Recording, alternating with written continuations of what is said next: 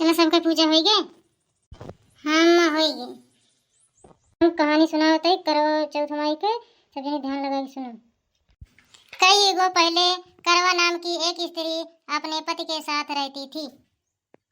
करवा एक पतिव्रता नारी थी। वह जिस गांव में रहती थी वह गांव नदी के किनारे पर था।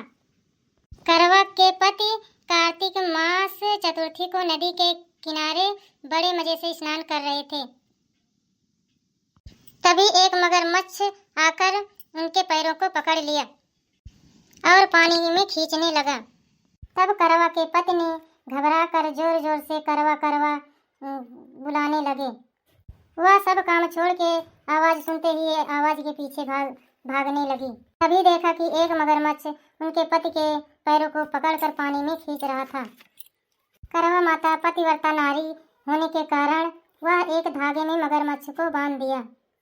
करवा माता ने अपने पति की जान को खतरा देखने के बाद वह यमराज के घर जा पहुंची और यमराज को सारी बात बताई। तब यमराज बोले, अभी मगरमच्छ की उम्र काफी लंबी है।